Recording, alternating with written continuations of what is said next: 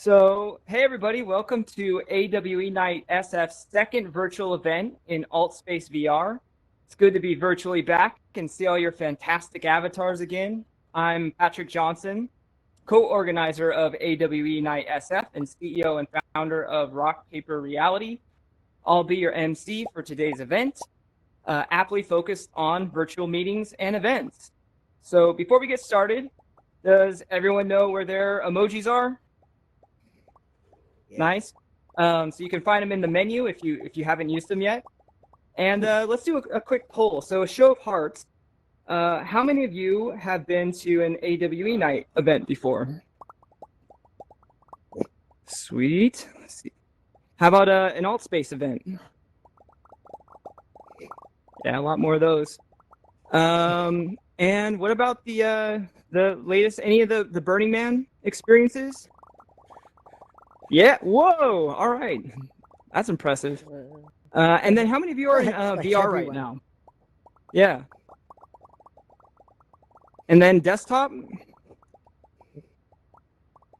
Okay, cool. All right, well, welcome everyone. And yeah, so for those who don't know, AWE Nite SF is part of the greater Augmented World Expo family and is the world's #1 spatial computing event series with conferences and expos including US, Europe, Asia, and supports 16 independently run AWE Nites around the world. AWE Nite has been around for 8 years now. Typically, we meet at physical event spaces in San Francisco, such as the Microsoft Reactor.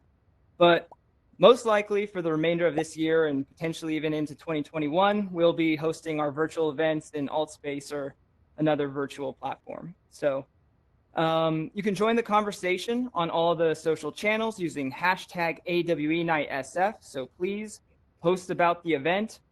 We just surpassed 4,800 members and we really want to hit 5,000. So spread the good word. We will always, and we also be recording tonight's event so you can relive the awesomeness and share it with all your friends. Before we dive into the show, I have a special announcement to make. As many of you know, we've been taking applications to expand AWE Nite's SF's team.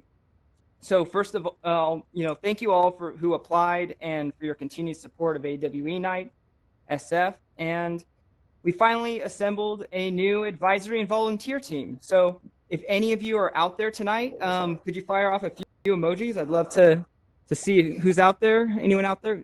Awesome. There we go. Cool. So yeah, thank you again for applying, and thank you again for joining the team. We're excited to have you on board, and we also have another announcement to make that we have just expanded our team to include Sheng and my King as part of the team. If you're out there, can you also fire off a couple emojis? Awesome. So I know Wen has been volunteering with AWE Nite for at least 4 or 5 years now, and both Wen and Myung are AWE and AR veterans. So we're thrilled to have you both on the team. So just a few last housekeeping points.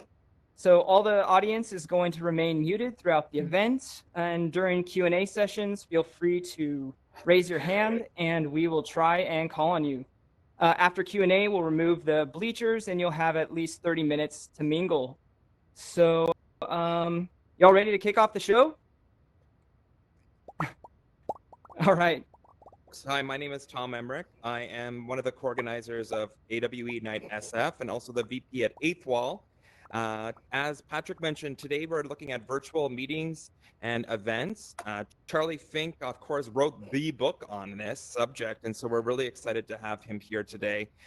Mike Boland from AR Insider will be back to interview him, but I'm going to ask the BRCvr founding team to come onto the stage. Athena, Doug, Greg, and Leila, if you can join me.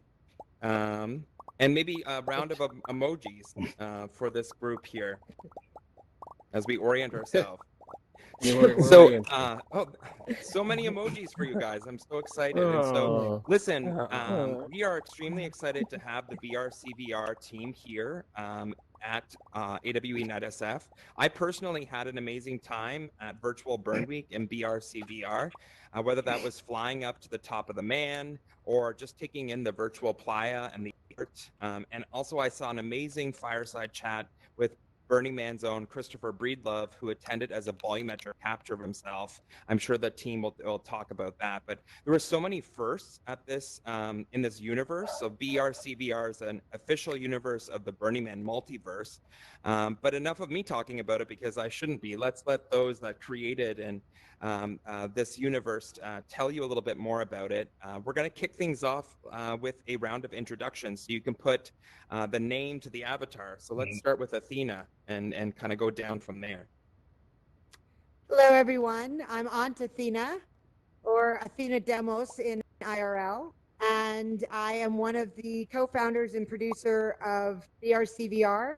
And what I am mainly in charge of, responsible for, is bringing in the community. I'm a community organizer, and I also hold the cultural container that is the Burning Man ethos.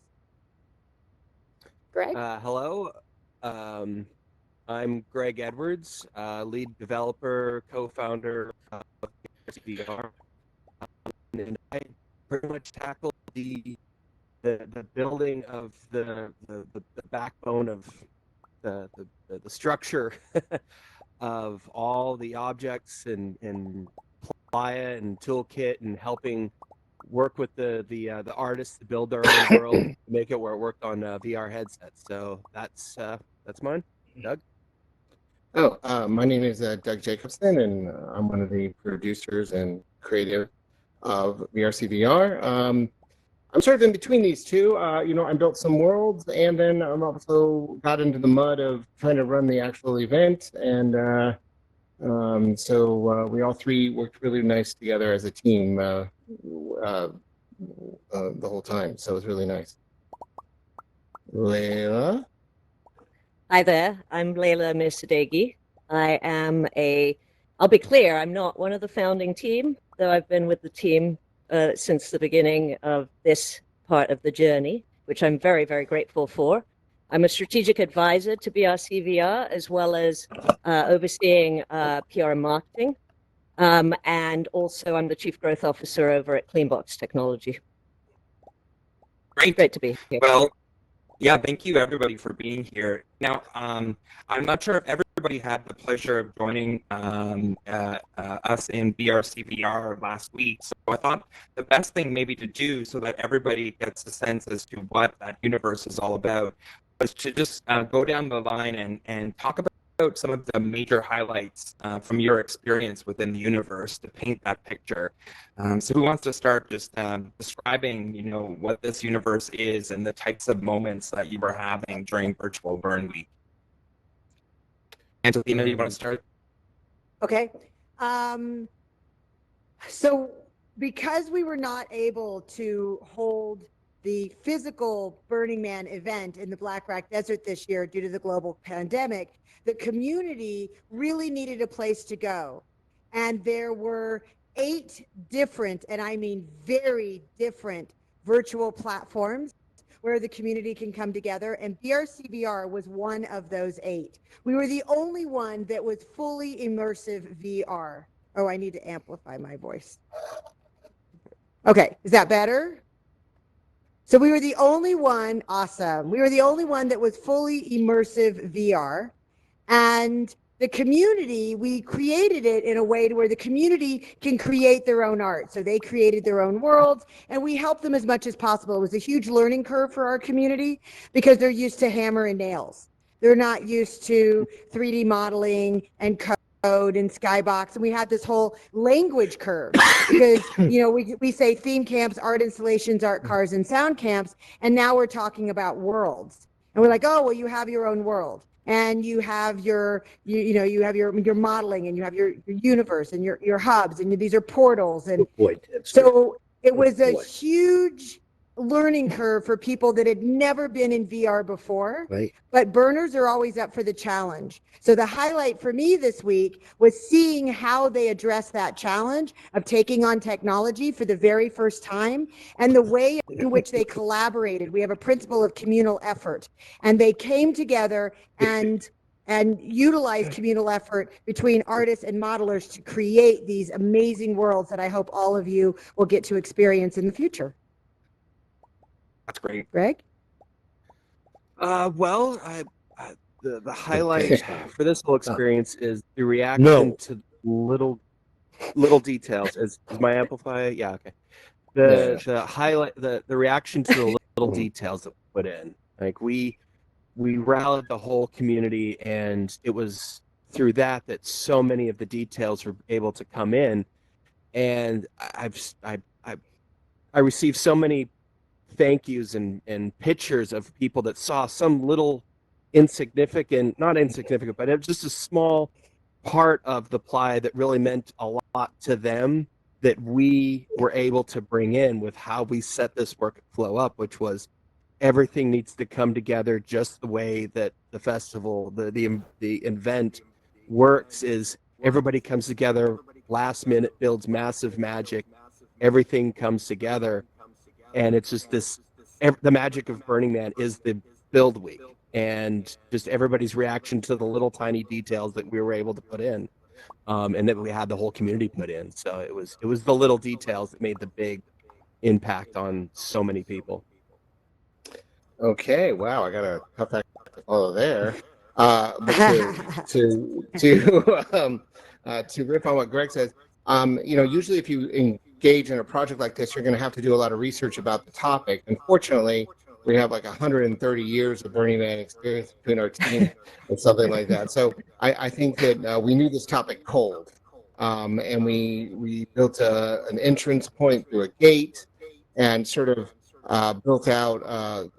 Greg built out the playa, and we had hundreds of people send us their art that was on playa. A lot of that stuff you see on the Burning Man BRCvr landscape is actual projects that actual people sent in that was, possibly intended for this year. Or we also got kind of nostalgic, and we went back to some of the greatest hits of Burning Man past that we love our projects, and put some of those on the playa. But sort of a mixed bag of some classics and then some new stuff. And then where we really got surprised was how many worlds were added in that we didn't even know about. I'm still discovering worlds connected to this day that I didn't know about. So, and then there's going to be a whole new flood of those worlds come in when we turn everything back on coming up. So it's going to be great. Leila? Awesome. Yeah. Actually, Tom, can you mind repeating the question, please? Sorry, I got distracted. I got distracted with some echo. But can you hear me now? Yeah. Yeah. Okay. Yeah, I think we're just trying to paint a picture for the crowd on the BRCvr universe and the experience, and I think we're getting some bonus nuggets along the way of some of the context in the story. So, any highlights that you have from your experience last week? Well, I'm still having a tough time putting words to my feelings. However, I have to say it was one of the most beautiful experiences I've participated in and witnessed, and very akin to Burning Man and what Burning Man brings with it in terms of community and action and participation. And an idea forms, and 5 minutes later it's reality. That's very much this community. And what's beautiful is we saw the community extend beyond veteran burners, and especially within the XR community, which was phenomenal. It was just one of the things for me, my two favorite communities in the world sort of merged in the strongest way, both being very much creator communities and being able to pivot in a situation that, is what it is, and deliver it so beautifully it's just mind-blowing. So grateful to have been part of it. That's amazing. Greg, I loved what you said about just discovering, new places and new worlds within the world that you all created. That must just feel so exhilarating to have that ability to have that surprise, to stumble upon something in a universe that you started. Speaking of which, I was doing a little bit of my homework, and I understand that the idea and the start of BRCvr actually goes back as far as 2014, if I might be correct. So, Yeah. Greg, I was wondering, and then the team, kind of jumping on board, take us back to 2014. How did this idea come together, and then how did you, find each other to, fast forward, bring us to what it exists as today in 2020? All right. So, I mean, it even goes back a little bit further before 2014, but that's where it started with Burning Man. But since 2012, I've been fascinated with the idea of making a virtual space for people that really want to go to a space that doesn't exist, but are in love with that environment. I started doing it with TV show ideas because I worked in television, but that didn't find a home. I did a project with the Coachella Music Festival, which is a wonderful way for me to hone my skills to figure out exactly how to do this. And that's how it happened in the virtual spaces. Pulled that project off right when Oculus and Facebook merged. But it wasn't until I started getting into the Burning Man community and how passionate and loving and wonderful and supportive the whole community was that it took a really personal turn for me, where it was, this is something that I want to do. That it was a project without a home and without a need, and I started working on the idea and getting into the Burning Man community, and everybody that I talked to said, well, this is a wonderful idea. The person you need to talk to is Athena Demos, who has a pulse on the community in the LA community.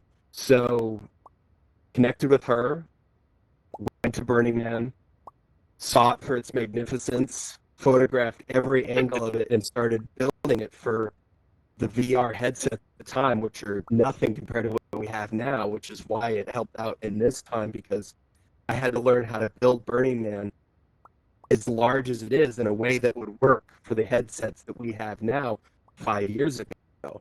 And then since then, we've had some other interesting things to add into the new technology, but it was a piece of a puzzle that I didn't even know was there yet.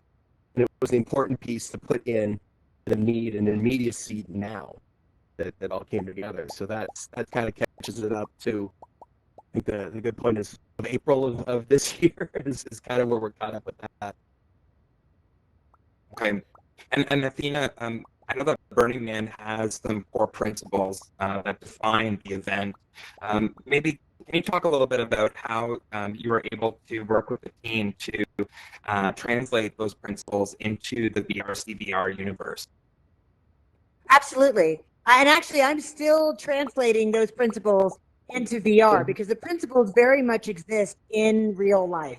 When you think of leave no trace is, don't throw your trash on the ground. And we also talk about emotional trace, where you don't want to leave your garbage on somebody else, your emotional garbage on somebody else. How does it translate into VR? We're trying to figure that out. And, it addresses cyberbullying. We have to address cyberbullying. But we also created a word, we call them moopatars. Now, moop is matter out of place. That's what we call the garbage on the ground. And there's matter out of place that's ground score, that has value, that you're going to keep, like that cool hat you just found. Or there's matter out of place that's garbage, like a cigarette butt.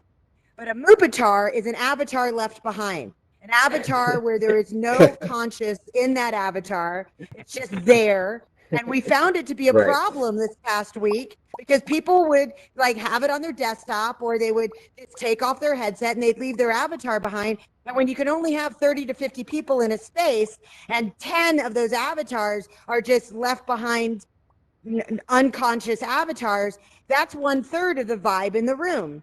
So we started talking to people about leave no trace. Don't leave your avatar behind. Hit the little home button. Go back to your living room. Then get out of your headset. Or then, leave your desktop in the background and have other windows in the front. So we're constantly now figuring out how these 10 principles apply to VR. Radical self-reliance was all us teaching our crew, teaching the community how to utilize AltSpace and build within that space. And that was giving them radical self-reliance so that they could have communal effort. Radical self-expression, we took these avatars to the next level. We have had so much fun with these avatars to be radically self-expressive. I can go on, by the way, for an hour. I do a talk about the principles of Burning Man and how they apply in VR. So we don't have that much time. I No, I can, love this. actually. Yeah. Well, I'll have you back up for your TED talk. Perfect. Perfect. Yeah, I'll do it at ready the for a gate. TED Talk. I'll do it Yeah, at the that's gate. We'll do it amazing. at Gate World. Yeah, that's So- good. Doug, I wanted to get your thoughts around why it was so important to allow for this world to be built upon. You had mentioned that was something that was a great highlight for yourself. So why was it important to engage the community to be able to create, and also like how did you facilitate that, and maybe you can give a little insight into how you made that happen. Well, I was started sort of screaming from the rooftops that we need to get out of Zoom calls and get into VR because we can all hang out together. In January, December, I had, been playing around in VR spaces, and I had a birthday coming up, and I thought, I want to have my birthday party with my friends in a VR space. And what I realized was, of course, with the COVID, plus maybe the Oculus Quest, it was just this moment converging, and a lot of people are feeling like pretty isolated right now because of COVID, and they hadn't seen their friends in a long time. And here we're also feeling very nostalgic because we couldn't go to Burning Man. We couldn't have that sort of happy place that we often go to. So what we did was we sort of found that it combined both. I saw people bringing their mom and their family in to show them what Burning Man looked like. They never would go. And I saw people hanging out with their long lost friends in Germany or across the sea. And once people had this experience of like, what do you want to do at Burning Man? You want to get together with your friends, and you want to go see really great art and have some fun times, and maybe dance to a DJ or two. And then we happened to check those boxes, and people were having an emotional reaction. I was having an emotional reaction to the whole thing, and and so many people showed up, and a lot of the burners really rallied. They brought their camps, they brought their energy. We had a non-significant complex system to do. Unity, Blender, the media player, JSON scripts. I mean, it's all this stuff, and they really stuck with us, and they really showed up. And we had, like 1,500 hours of programming going on during the week. So I think we hit a nerve because everyone needs something to reconnect socially, and this was the right thing at the right moment for me and for a lot of people. That's great. That's really great. And Leila, I know that as you mentioned, you were involved with the team on the PR and the outreach and the marketing. So maybe you can talk a little bit, building off of what Doug was talking about, and how you were able to engage the community, especially the XR community. I'm sure that they worked hand in hand with a lot of the Burning Man community to make things happen. Yeah, absolutely. Well, generally with Burning Man, as you put a call out, as word gets out that things need to happen, burners come in droves. And at the same time, we also had a different platform that things needed to be built on, like Athena said. And so,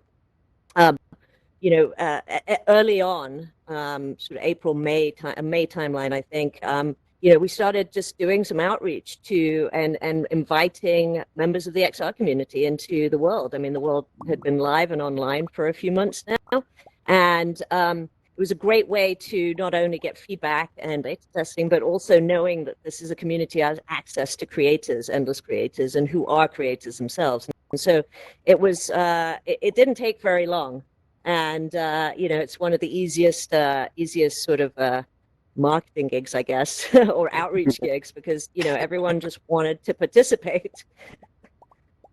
That's awesome. And I think some of you mentioned a little bit of the response that you were getting from the community, but are there other messages that you received, or the conversations that you had that you could share with the group that surprised you, were quite insightful, that fueled you with further energy? Any of those moments that you can share would be fantastic, in the feedback from the community, and I guess the world at large, as Leila was indicating. Well, Opening up the group. for me, like, a lot of people envision Burning Man as a big party. and we're going to DJs, we're going to talks, but we also had the temple. And the temple is a place of contemplation. And this year, and it's normally a release, you burn it and it releases. But we couldn't do that burn this year because we were in virtual. And what was created for the temple this year was no less than one of the most beautiful and emotional experiences that I had the entire time in VR. And all these little dots of data sets, people could put their offerings in on a website, and it got put into a data set, which were stars in the skies and dots floating around. And the temple was actually turned by the artist upside down, because we are upside down right now. The whole world is like completely topsy-turvy. And I got to be in the temple with a very close friend of mine and crying in a VR headset. Really difficult, by the way. So hard to see anything.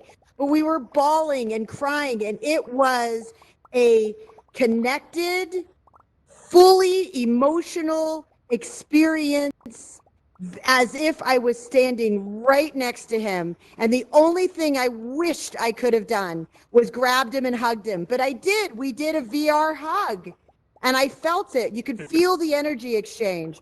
So that was that moment that I realized that this is real. It's cataloging in my brain as a memory that I will hold forever and cherish. Mm-hmm. That's powerful. It's powerful. Anybody else have magic? There's so many moments that happen along the way. People seeing their parents and sharing it with them, like I said before. A friend of mine in relative, feeling isolated in Utah, got a headset. Now we're hanging out with him all the time. Recently, before the temple, I had a friend of mine who lost his daughter, and she, as Keegan can tell you, he came into the temple and had a conversation with her, and he was crying, and he said, I did not realize VR could be so cathartic. And, I really realized at this moment, the guy was getting, getting that need that we get from the temple. And for those of you who don't know, in a way, the man is the sort of center of the city, but the heart of Burning Man lies in the temple. You go out to the temple at Burning Man, people are crying, and they've written messages to their lost pet, or a family member who's passed away, or a relationship they're breaking up with, and they just want to burn it and give it a memorial. And to the extent that we could do that in a virtual space this year, we did pull it off. And to the extent people like Keegan and others that could facilitate people discussing leaving things behind and having a temple burn this year, that was sort of very powerful. And I'm just kind of blown away by the whole thing, frankly. So so many moments of people, and the fun. We had fun. We went into a nightclub the other night, and we decided that everybody needs to have a hair bob. And we started saying, you can't come into this club unless you have a hair bob. Kaz can tell you, he doesn't have a hair bob anymore. And so people would show up and go, you need to have some kind of bob hair. And then we would make everybody, and then we started going places, but just silliness. And there's a lot of comedy and tomfoolery that is in the DNA of Burning Man that we really wanted to bring to this project, not just the emotional part, but the fun. So we tried to bring both elements together. So we only have 5 minutes, and I think the last topic I'd love to touch on is the future. And so, as we talked about on stage, this was a very special and interesting year for Burning Man, and all in-person events where the necessity of virtual events became very clear, and therefore, BRCvr, this was definitely the year that it needed to happen. What happens, in 2021, hopefully 2022, when we can go back to the playa, the real life playa, and Burning Man in person continues as a destination, as an event, to BRCvr. How do you see that working out? Have you given? I know it's early because this is just coming off last week, but have you given any thoughts? Burning Man is an ethos. and it's a way of being. And then there's the event that happens in the Black Rock Desert, and both can exist. The event that happens in the Black Rock Desert is limited in the number of people that can participate, and BRCvr is not. The other thing is that all over the world, people got to participate in the Black Rock Desert event through BRCvr. It is super expensive for people to travel halfway across the globe to go to something in the Black Rock Desert. So this becomes more accessible. So there's room for both to exist. There's plenty of room for both to exist. And I'm excited to see how they meld and work together. Burners are really great at accepting a challenge and making things work for the greater good of the whole. And so I'm very excited to see, we could be walking around the Black Rock Desert with a pair of AR goggles on, and you can be in the BRCvr and on Playa at the same time. Like Breedlove was talking about that. That is an actual possibility in the future. I'd like to add to that as well, to say that beyond Burning Man, I think what we've seen is a digital extension of a real life event, like Athena said, that can coexist, that becomes more accessible globally, that whether it's affordability, it's whatever the reasons that people can't make it. I think we're starting to see experiences live for their locations, and location in the digital sphere, location-based entertainment, the word location is even being redefined at this moment, which is really exciting. Okay, well, I can't even think of, there were a couple people I talked to that were in wheelchairs or had health issues, and they couldn't go to Burning Man. I talked to this one woman, she's an extreme asthmatic. She's always wanted to go, but she can't. She's been to a couple regional events, and this was her first time coming to Burning Man. And it was because she could, it was accessible. Yeah. That's amazing. That's amazing. Yeah. Any final thoughts, Greg, maybe from your side as we wrap up this panel and conversation today? Well, so I'm really blown away by the fact that so many people that experience this just flat out believe that this was just this burn, like this, like I heard so many times, this is my sixth burn, this is my seventh burn. This was a digital experience, but it was real for so many people, and I think part of it was the look, part of it was, the expanse that we worked so hard on, but I think what we nailed so well is the ability that we empower the whole community to be able to work together and build together to solve a problem, and then come together and express themselves, and also everybody gave an opportunity to give a piece of themselves to the rest of the community. That's what worked. That's what worked. Everybody got to share their art and then give something back, and then also hold space for other people to talk about what their experiences was and have a good time with each other. And just saying no, BRCvr is not a replacement for Burning Man. Well, it gave people something they really need, and that's good enough for me. That's awesome. That's amazing. Here, here. Well, listen, a round of emojis for the BRCvr team and Leila, the strategic advisor. Thank you so much for being here, and You're especially welcome. thank you for creating what you created. That universe was extremely special and necessary this year, and I'm glad to hear that it will continue to live on, and I can't wait to have more moments there. Thank you so much. Thanks, And I Tom. wanna do a shout out because we have some crew members in the audience. Yes, we do. have Will Chase and Cause, I saw, who were instrumental in helping us bring in art and help artists bring in their art. We couldn't have done it without the team. It wasn't just the four of us up here. We had a good, solid team of OG burners that, like Doug said, I think we added up, it was 180 years worth of burns Yeah, why within don't our you guys team. stand up? So Yeah. I'm just kidding. Totally kidding. Oh, there you go. awesome. Oz has been back Yay. there. He's done a lot That's of stuff. great. There you go. Thank Keegan. you. Keegan Thanks, is Tom. here. Keegan is here. Thanks to AltspaceVR. Thank you to Microsoft for letting us burn one of their servers. Thanks, Thank you Tom. so much. Thanks, everyone. Thank you so Thank much. you. Thank you, Thank everyone. you. Okay, Hey, Doug. Hey, now Athena. we'll turn our attention to talk Hey. about virtual events and collaboration with the one and only Charlie Fink. I don't believe Mike Olin has joined us back, but I think me and you will have a great conversation here on stage. Charlie, just so you know, the gentleman here in the front is the camera guy. Just if you want to, in the blue. That's so. Just a round of emojis for Charlie Fink, everybody. Awesome. So as I mentioned in the opening, Charlie Fink literally wrote the book on remote collaboration and virtual meetings. And so we couldn't have an event here about virtual events without you. So thank you for joining us and for your patience. Oh, my today. pleasure. Thank you.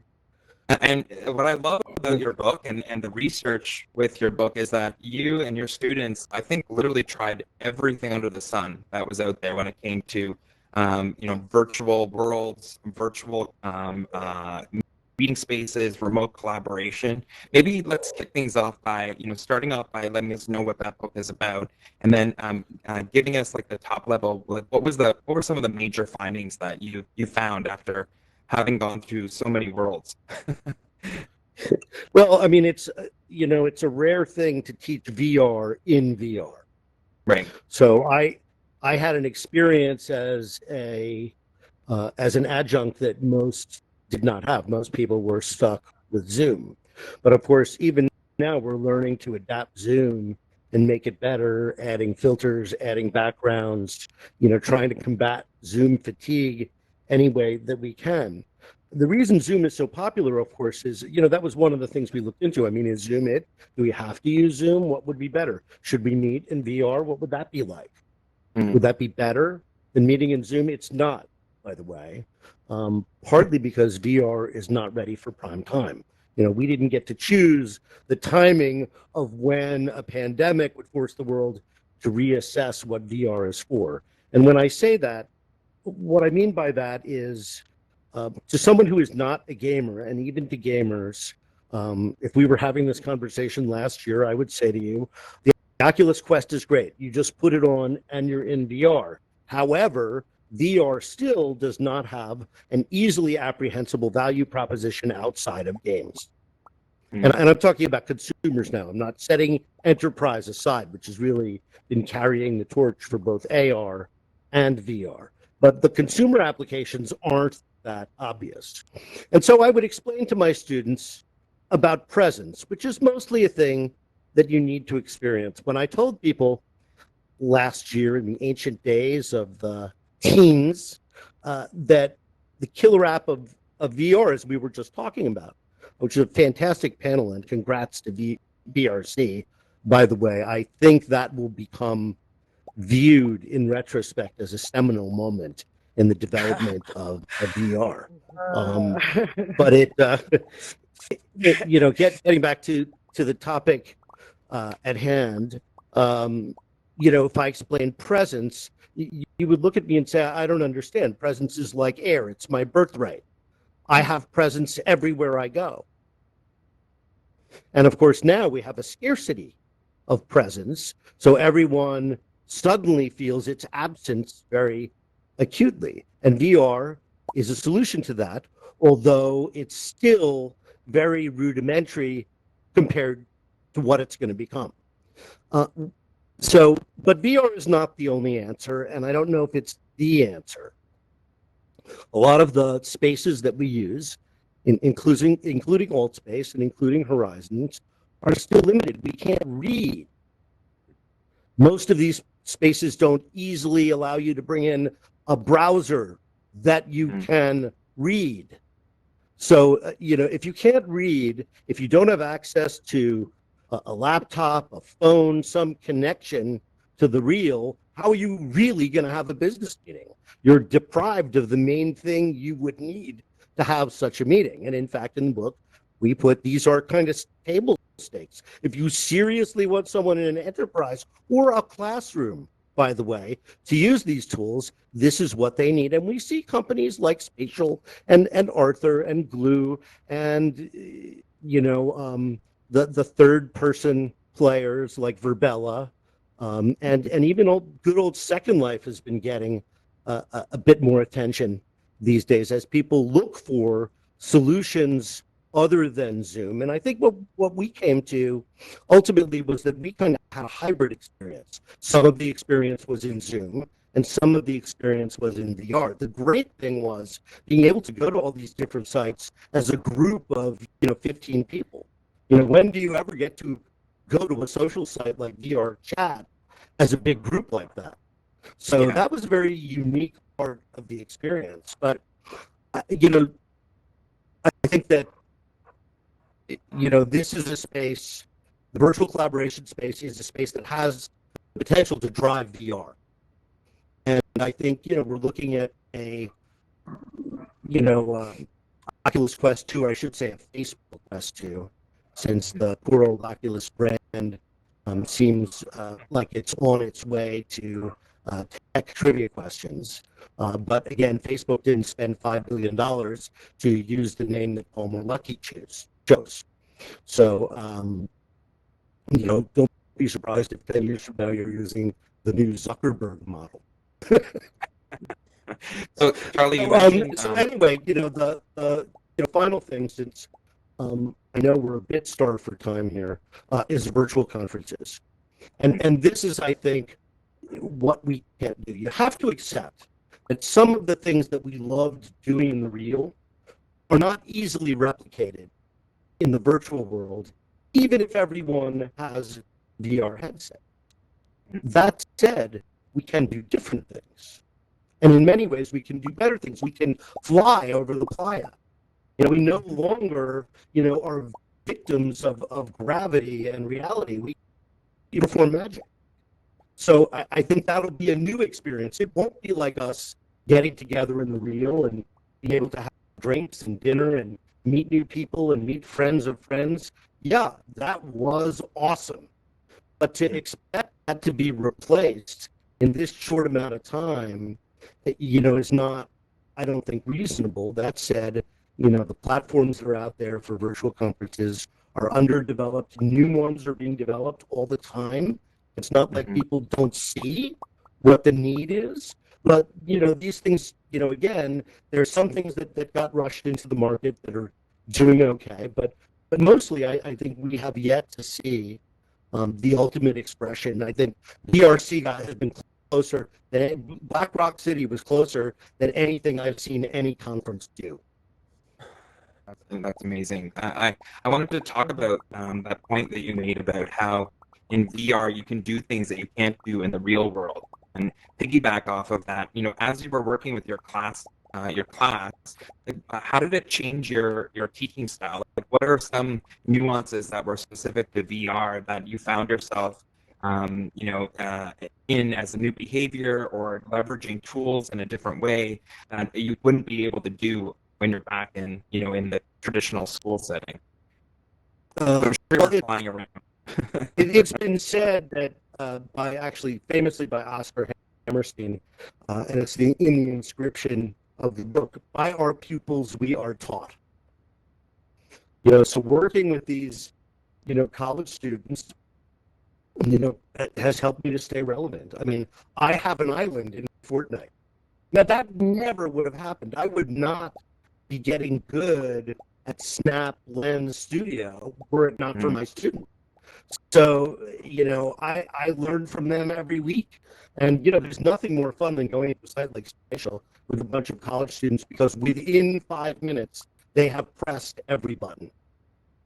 They know how to use it, way faster than I figure out. But that said, they are also, most of them, not that familiar with VR. So, they take the class because they tried it, or they've been interested in it, or they're in comp sci, or, they're fulfilling.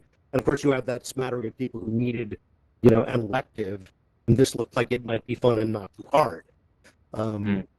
So, they're not very sophisticated VR users. So their metaphors are video games. I see. Well, that would be interesting. I think That makes more sense to them. It's more like a video game where you're operating or adventuring a character. I see. And I think that, like, speaking of Virabella, because I've been in it a couple times, including with you on a tour, it seems to me like the way virtual event spaces, virtual events have a path to succeed is through accessibility. And Yes. what I'm seeing, and all spaces included in that, is that being able to provide access to an event via VR and at the same time via PC or phone You or have to. Mac You is a have strategy. Okay, Again, agree. I go back to that list we made of table stakes for online collaboration, and cross-platform is critical because people don't have the equipment. And let's face it, you're at work. It's a lot easier to just go there on your PC. You can still multitask because let's face it, it's a conference. You don't have the visual part of the panel and what we're talking about now is is not as important as the sound and the words. In that sense, Right. this is more like a podcast, really. And when you, by the way, I'm working on a podcast with Ted Chilowitz, Oh, cool. based on my column this week in XR, and we have Camera Guy, but the problem is what Camera Guy is seeing is nothing like what you're seeing. When you abstract it and put it in another context, it's a little bit like filming theater. It never really works. Because so much of what we're doing in this room is an experience. And when you make it 2D like that, you drain all of the, all of those qualities. It's just not a very good picture. So we tried doing Yeah. it in spatial, same thing, same problem. So I think we're back to doing it in Zoom because you can see us and you put it on YouTube, and a lot of people, again, are using YouTube for audio and podcasts and not necessarily for video. Yeah, I hear what you mean. I mean, I love that list of table stakes. I know I've been in a couple of different virtual event settings. Obviously, not as much as you, but you find yourself sometimes not being able to bring up presentations or read notes or just some of these things that are required to do work that are showstoppers. But the upside is this, like as you mentioned, this presence, this feeling like I'm closer to you, that we are in the same room. Yeah, And I love what you it's just said. amazing, right? I mean, this is amazing. Yeah. Yeah, And it to really those is. of us who are experiencing it, it is like being virtually present. Right. I feel like I am here with you. Right. I agree. I find myself having the same social awkwardness in Altspace and in VR as I do in the real world, and that is a true test of the fact that we have presence, I think. So if that doesn't tell you something, then what does? I wanted to, we have a couple more minutes, and avatars are such a core part of these virtual worlds and these virtual spaces. You've seen so many of them. What were some of the takeaways from your comparison of the different avatar systems? That's a really great question because almost every collaboration site differentiates itself in respect to the avatars. And there's two ways to go with this, right? One is that you want a really good avatar because it helps with embodiment. And the other approach is to say, well, that's ridiculous. It eats up so much computing power that you need for whiteboarding and other things. You can just have a pair of goggles floating there. It doesn't matter because we're just four engineers looking over a CAD drawing of the electrical work of a ship.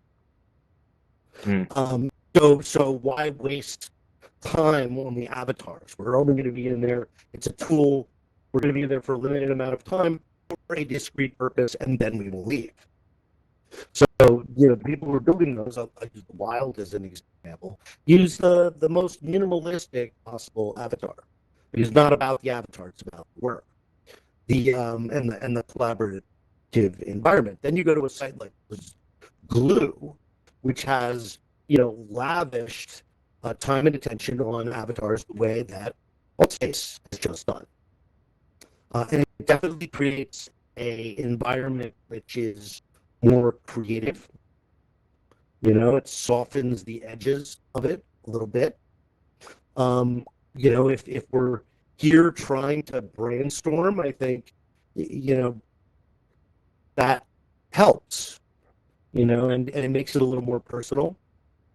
Although I will say one of the things that has surprised me in teaching, which is, I'm guiding a lot of people through VR for the first time, is that they expected there would be reality in virtual reality. They expected Ready Player One. And when I see that from young people who are digital natives and used to playing video games, which are, graphic in a way similar to AltSpace, yet their expectation is that it needs to be real. So if that's the expectation of college students, what do you think the expectation of the general public is? And of course, we've been running around calling it, reality. And that may have been a fatal marketing mistake because, we have virtual presence, but this is not reality. But as I said, we can make it better than reality in many respects. And that's where, we should be focusing, and the people building these, environments should be focusing. Again, that's, the persistence of the BlackRock space that BRC made, may turn out to be one of the best collaboration spaces in cyberspace because you have things to do, you have a way to talk about being virtual, in a real virtual space. So I think it has tremendous potential. There's so many of these places, have the potential to be the beginnings of the metaverse, including the Playa. Okay. Listen, we have a couple more minutes, and I think before we head into networking, it'd be good to hear, what are maybe the top 3 things that need to change. And you mentioned a couple of your list, but if you had the crowd filled with the engineers and the product managers at these organizations that have built these spaces, what's the 1 or 2 things that needs to change in order for them to succeed? Number 1 is a browser. You can't really have a meeting without a browser anymore. Number 2 is, it has to be just work, right? I have to invite you with a link. This is, again, these are good things about Zoom. I invite you with a link, you click it, and you are in the room with me having a conference. Right? That kind of instant telepresence, 1 click. Now, the other thing is these collaboration sites don't exist in a vacuum. So until we have better resolution graphics, it's going to be very hard to accomplish that much. And then finally, and this has been a persistent complaint of mine about VR, I need, and you said this, or Mike Bowman was saying, he needs his notes. He wants his pad. He wants his phone. He wants to be able to take advantage of the magic and the presence in the virtual world, but he also wants to be able to take his tools from the real world with him. And I don't think that that's unreasonable. And again, let's meet people where they are and try not to do things that force people to completely change their behavior, because I don't think that's really in our power. Yeah, I hear you. I mean, I can see as we continue to speak in virtual reality, us removing the impossible need to have to memorize your speech when we can all have our own personal teleprompters, like the big speakers do with those transparent screens that we often don't get. So I would love a day where I don't need to have cue cards and just seem smart all the time because I have my notes before I walk into a room. I'm sure everybody else would like that too. So I hear you, Charlie. Charlie, where can everybody here find your book, learn more about what you have learned along your journey? Sure. Well, the best place to buy my books, in particular, remote collaboration, is to go to thinkmetaverse.org or .com, thinkmetaverse.com, and that'll be where you're going to get them the cheapest. You can also, if you want a Kindle version, go to Amazon. The remote collaboration book is only $15. It's got a beautiful design, so I'm sure it's posted since it's an ebook all over the internet for free. I don't really care. Just hope you have a chance to see it. That's great. Thank you for being here. I appreciate it. Big round of emojis for Charlie, everyone. Thank you, everybody. I'll Great. hang out if anybody wants to. That's amazing. That's a huge bonus. Well, listen, everyone. Patrick, if you want to join me up on stage, I don't know if you're still here. I hope that you had a great time here at AWE Nite SF.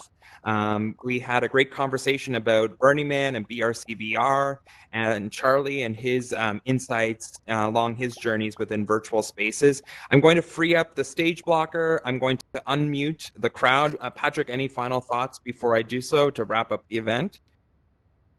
Well, I think just the last thing is just to make sure that you share the event, help us like build awareness, and once again, thanks for everybody for coming out, and we're really excited to also be able to add some more diversity of ideas with the new advisory and volunteers, and just thanks everybody once again.